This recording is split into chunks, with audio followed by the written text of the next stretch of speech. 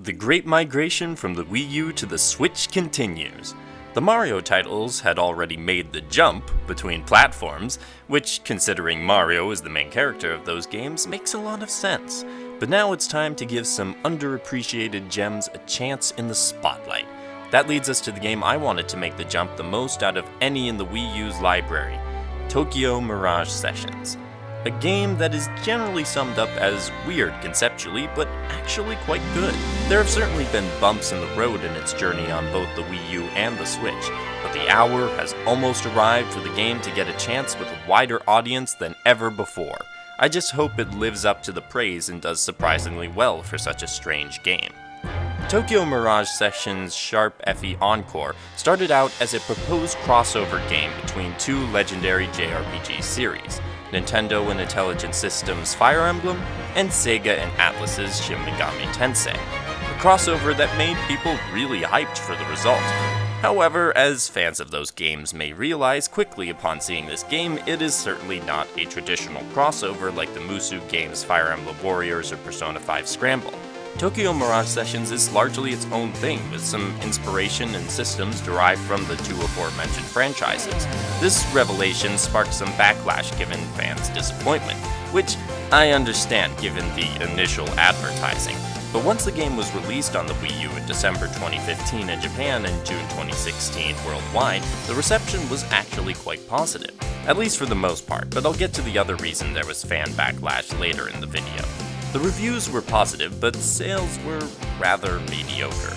Undeterred by the lukewarm sales numbers, Nintendo announced a Switch port to be released January 17, 2020, and the hope among many is that the game will again be well received with the added benefit of increased sales given the ever-increasing popularity of JRPGs on the Switch.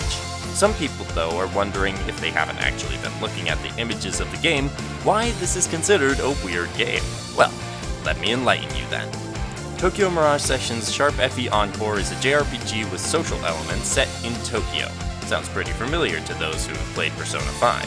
What makes this game different, though, is that your party members are part of a talent agency, which means many of them are idols. This agency, though, is partially a front, though, for the group's battle against enemies from another world called Mirages.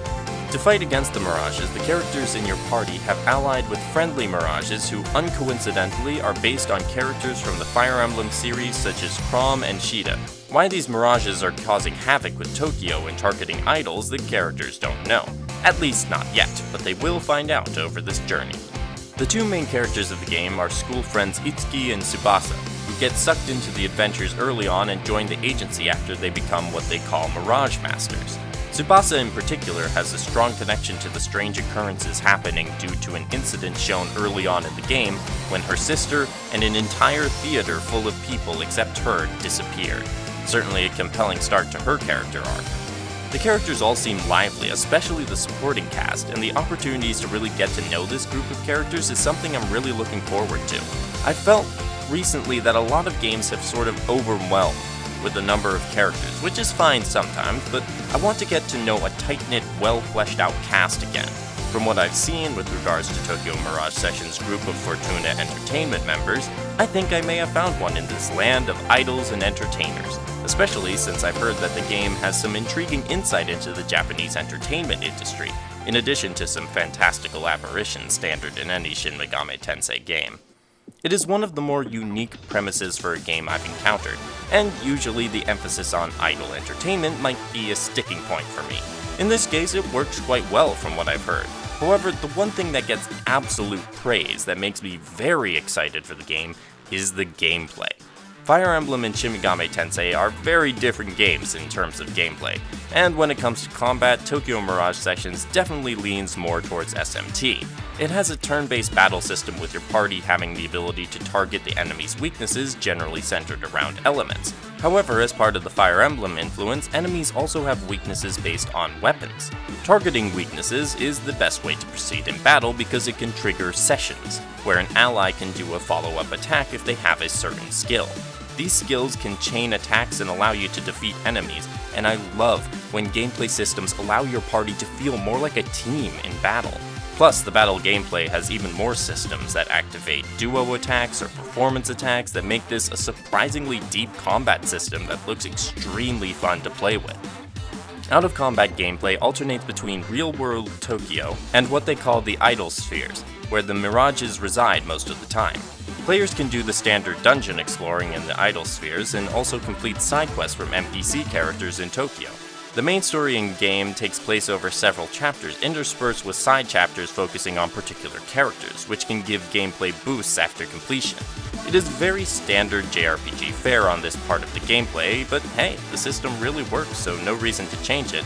It also has just a chapter progression rather than a daily calendar like a lot of the Persona games or Fire Emblem Three Houses. There is, however, one place the cast visits that is important for the gameplay, but is more on the management side of things, and that is the Bloom Palace. In the Bloom Palace, players engage with the unit system to improve and upgrade characters and equipment, all done with the help of the one and only Tiki, one of the best characters in all of Fire Emblem. The two types of unities are Carnage Unity and Radiant Unity. Carnage Unity focuses on equipment and Radiant on the characters themselves. Like with the battle system, what I've discovered about the Unity system indicates that it is a pretty deep system, one that I also cannot wait to dive into in the not too distant future. The art style is lively and extremely colorful, from the locations and character designs to the cutscenes and flashy animations. This game is a standout stylistically. A very catch-your-eye art style that differs from many of the games that inspired this one. All the music I've heard from the game is excellent, and one of the things added for the port over to the Switch is a previously unreleased song that sounds amazing. Most of you are probably unsurprised that the game about a talent agency centered around idols has great music, but for those with any doubts in your mind as to its quality, rest assured, you won't be disappointed. The vocal performances for the songs are pitch perfect, and the cast sounds good for the other points of the game too. However, one thing that has turned people off this game in the past, and will remain the case for the Switch port, is there will only be Japanese voice acting available. I am certainly disappointed that they couldn't at least do the dialogue in English, but I understand that it's not an investment of time or money that the developers are prepared to put in for a fairly niche title. Before I move on to my very positive final thoughts though, there is one more thing I feel needs mentioning before proceeding onwards, and that is regarding the alterations that have happened to the game. This story starts back with the localization of the original WiiU game, when the game went through some changes before its Western release. The main changes that happened were the ages of some characters were increased, some scenes with revealing costumes were either covered up or removed altogether, and the hot spring scenario was not released in the West. The version that is coming to the Switch is based on the altered version. This is the case for the Switch game regardless of region. There are many videos that more extensively covered the exact changes that were made and why they were made if you want to research more, since I don't have the time here to do that. While personally these changes do not bother me, and in some cases I think are an improvement on the original, I understand not everyone agrees with me on this matter, and I feel it would be disingenuous for me to make a video on the game's impending release without acknowledging that these changes happened. From what I've seen, this port is pretty much just that, a port. For those of you who already played the WiiU version, this may not be a re-release that offers that much for you. The added content includes new characters helping out with sessions such as Tiki and others, a new dungeon, new costumes, and new music, plus a quality of life improvement to help make those sessions go faster since the animation is the same for every follow-up attack.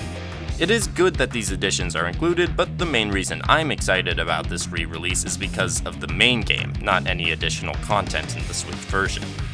I became a Fire Emblem fan not long before Tokyo Mirage Sessions had its original release, but it never really registered on my radar when it first came out. As the years went on though, and I heard about the strongly interconnected gameplay, the stylish art, the terrific music, and the lovable cast of characters, I wished I had gotten the chance to play it. Now with its release on the far more popular and accessible Switch, I and many others will get the chance to dive into this wonderful looking game. If you are among those people, I hope we are in for a treat. Leave a like if you enjoyed the video, comment below your thoughts on Tokyo Mirage Sessions coming to the Switch, subscribe for more video game content, and I hope to see you all next time. Have a great day, and happy gaming!